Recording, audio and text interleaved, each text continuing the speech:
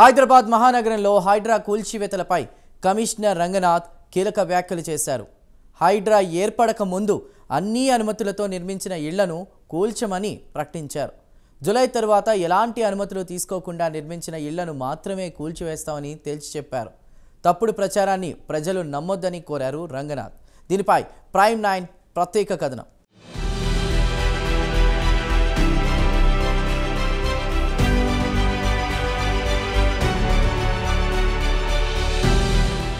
హైదరాబాద్ మహానగరంలో సంచలనం రేపిన హైడ్రా కూల్చివేతలపై తాజాగా హైడ్రా కమిషనర్ రంగనాథ్ కీలక వ్యాఖ్యలు చేశారు. జూలై తర్వాత కడుతున్న అక్రమ నిర్మాణాలను కూల్చివేస్తామని హెచ్చరించారు. అలాగే హైడ్రా ఏర్పడక ముందు ఉన్న నిర్మాణాల జోలికి వెళ్లమని స్పష్టం చేశారు. గతంలో అనుమతులు తీసుకుని ఇప్పుడు నిర్మిస్తున్న వాటి వైపు వెళ్లమని రంగనాథ్ తెలిపారు. ఎలాంటి అనుమతులు లేకుండా నిర్మిస్తున్న వాటి కూల్చివేతలు తప్పవని స్పష్టం చేశారు. కొత్తగా తీసుకున్న అనుమతులను హైడ్రా తనిఖీలు చేస్తుందని హైడ్రా కమిషనర్ రంగనాథ్ తెలిపారు. పేదవాళ్లు చిన్నవాళ్ల జోలికి హైడ్రా రాదని చెప్పారు. పేదల ఇళ్లు హైడ్రా కూల్చివేస్తుందనే తప్పుడు ప్రచారం నమ్మొద్దని ఈ సందర్భంగా ఆయన ప్రజలను కోరారు. తాజాగా ఆయన కూకట్పల్లిలోని కావలి చెరువు ప్రాంతాలను పరిశీలించారు. స్థానికుల ఫిర్యాదు మేరకు కూకట్పల్లి రాఘవేంద్ర కాలనీ, కాముని చెరువు ఆయన పరిశీలించారు. కాముని చెరువు కింద భాగంలో ఉన్న మైసమ్మ చెరువు, వాసవి నిర్మాణ సంస్థ నిర్మాణాలను, నాలా మళ్లింపు స్థలాలను ఆయన పరిశీలించారు. నాలా మళ్లింపు చేసి రిటైనింగ్ నిర్మించకపోవడంతో ఆయన నిర్మాణ సంస్థ యాజమాన్యంపై ఆగ్రహం వ్యక్తం చేశారు. నెలలోపల రిటైనింగ్ వాల్ నిర్మాణం పూర్తి చేసి పనులు ప్రారంభించాలని, ఒకవేళ అలా నిర్మాణ పనులు చేపట్టకపోతే చర్యలు తప్పవని రంగనాథ్ హెచ్చరించారు.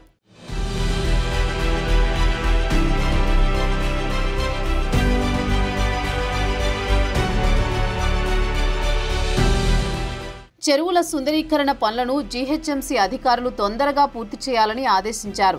చెరువు ఆక్రమణలు, ప్రభుత్వ స్థలాలు ఆక్రమణలకు పాల్పడిన వారిపై ఖచ్చితంగా చర్యలు తీసుకుంటామని తెలిపారు. ప్రభుత్వ విధానాలకు అనుగుణంగా చెరువుల పరిరక్షణకు హైడ్రా పని చేస్తోందన్నారు కమిషనర్ రంగనాథ్. పేదలను నష్టపరిచే చర్యలను హైడ్రా తీసుకోదు.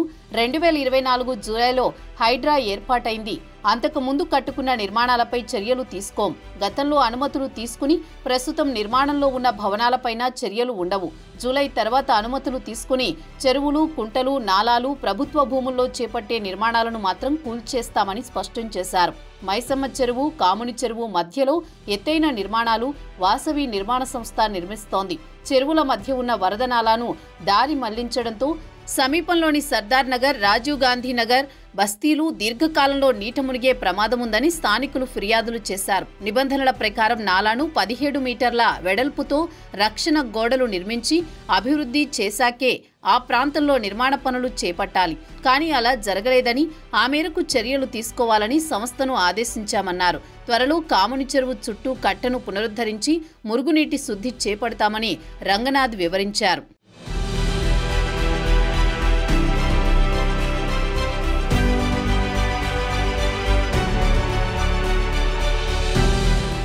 మరోవైపు ఇప్పటికే ప్రభుత్వ ఆస్తుల పరిరక్షణకు హైడ్రా మరో కీలక నిర్ణయం తీసుకున్న సంగతి తెలిసిందే.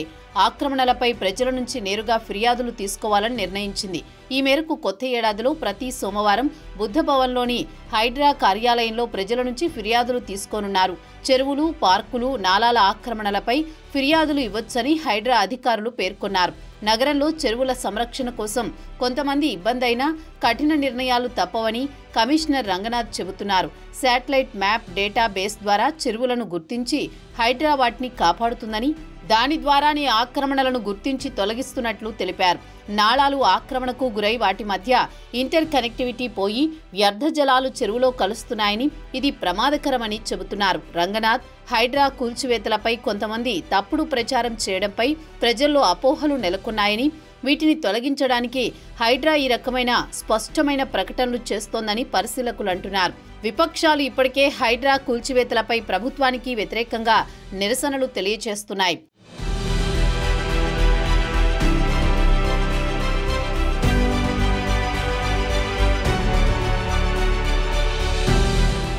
హైడ్రా కూల్చివేతలపై బాధితులు కోర్టులను సైతం ఆశ్రయించడం తెలిసిందే. దీంతో కోర్టులు కూడా కొన్ని నిబంధనలకు లోబడి కూల్చివేతలు చేపట్టవచ్చని తెలిపాయి.